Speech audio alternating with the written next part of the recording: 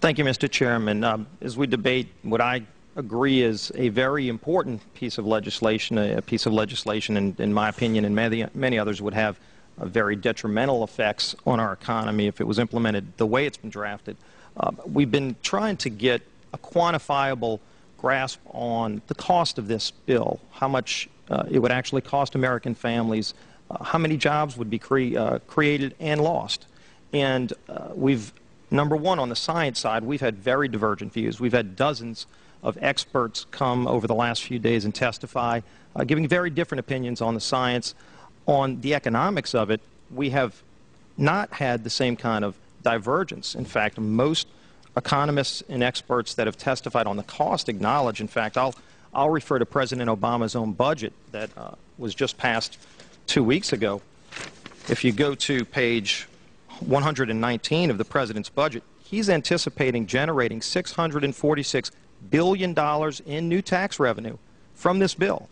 So clearly the President expects this bill to generate $646 billion in new taxes that even his own budget director has said would be passed on to consumers. Congressman, you began by denying that there is a consensus on the science. There is a consensus on the science. Well, you mustn't have been listening to our testimony that we've had for the last few days with dozens of experts that have come in who have given completely different views. Well, I would encourage you to go back and look at the testimony this committee's heard. There are people who still believe that the moon landing was staged on a movie lot in Arizona.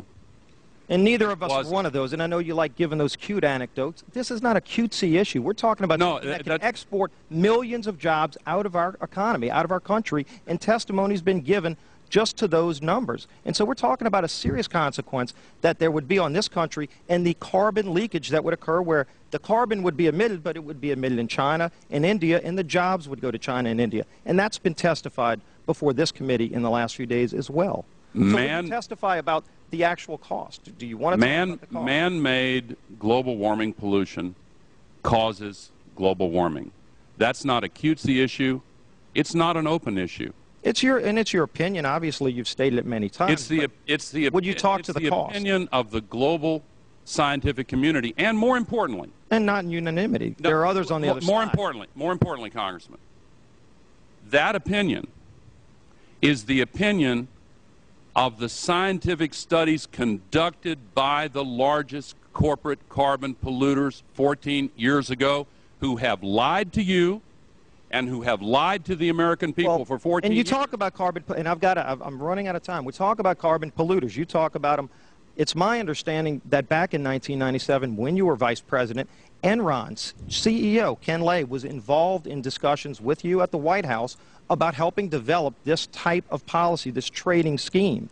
And is that accurate? Is it inaccurate? It's been reported. I don't know, but I met with Ken Lay, as lots of people did, before anybody knew that he was a crook. Right, and clearly you can see why so many of us are concerned about this type of cap-and-trade energy tax that would be literally turning over this country's energy economy. I didn't know him well enough to call him Kenny Boy. Well, but you knew him well enough to help devise this trading scheme, and obviously we know what Enron and these big guys on Wall Street like Goldman Sachs, and I know you've got interest with Goldman Sachs. No. These people, well, that's been reported. Is that not accurate? No, I wish I did. With executives from you're partnered in companies with executives from Goldman Sachs. Well,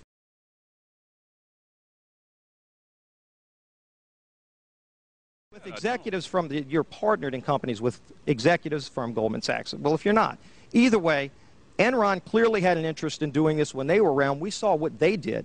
And when you see the types of people involved in wanting to set up this kind of scheme, you can see why so many of us are concerned about turning our energy economy over to a scheme that was devised by companies like Enron and some of these Wall Street firms that affect our financial economy. I don't really know if you want me to respond to that. I guess what you're trying to say, you're trying to I mean, clearly there will be There's big some winners and big kind of- losers. You're trying to say there's Please some allow the Vice kind President to of answer. guilt by association? Is that Not association. I'm saying that there are going to be big winners and big losers in this bill, and that's been discussed by everybody talking. Big winners and big losers. But some of the big winners are some of the very financial experts that help destroy our financial marketplace. And I think that should be noted, that companies like Enron helped come up with this trading scheme that would invoke Enron didn't create this proposal in any way, shape, or form. Well, the details are not in this bill. That's a false accusation. The details are not in this bill, and I would suggest that they are.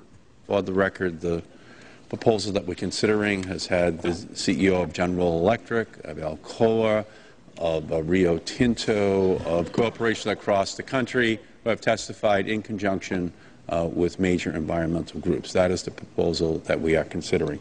But we always then come down to arguing about did global warming cause Katrina? Did global warming cause the death of a polar bear? And there are going to be arguments on both sides. Why not just leave that aside? Why not focus on the security? Why not focus on the economy?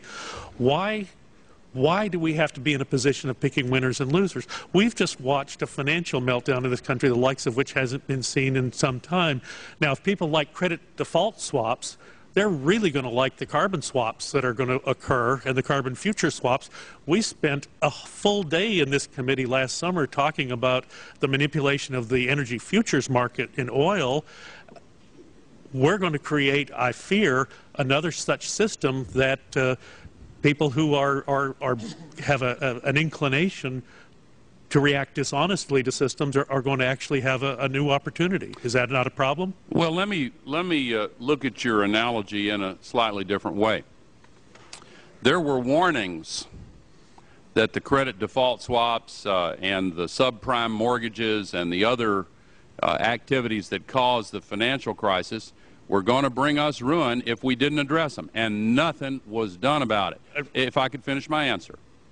There are warnings now of a far worse catastrophe, and they're coming from a unified IPCC representing the global scientific community, and if nothing were to be done about it, the results would be far worse. Now, let's look at the subprime mortgages. I remember the days when you made a down payment and proved you could make the monthly payments. And we were told the risk was washed away by securitizing them and lumping them together, and that assumption collapsed. We now have several $1 trillion of subprime carbon assets whose value is based on an assumption that it's perfectly okay to put 70 million tons of that pollution up there every 24 hours. So the reason, in answering your first question, is why can't we ignore it? Because it's the biggest crisis we've ever faced. And no one who's come before this committee from a scientific basis can show us the smoking gun that mankind is causing this to happen. You can create relationships between the number of sunspots and the partisan makeup of the Senate. Anything can be proven if you're willing to take the time to have the numbers. Let me just go to another point, because it was a terribly important... Could I respond to that? No, I need to make this point. Dr. Abt, who was with us yesterday, and he said it so eloquently that we have to focus on reducing carbon dioxide rather than trying to pick winners and losers in this. If we will focus on what is the reasonable thing to do, whether we want to focus on security, whether we want to focus on the economy, or we can spend a lot more time arguing about the science of climate change. When we construct this bill, and Senator Warner said it so well, when we construct this bill, we have to have the flexibility that we give people credit for doing the energy efficiency things that we want them to do. We give people credit for creating the newer technologies that we want them to do, rather than us pick every jot and tittle of winners and losers in the bill, which is unfortunately the draft that we have in front of us.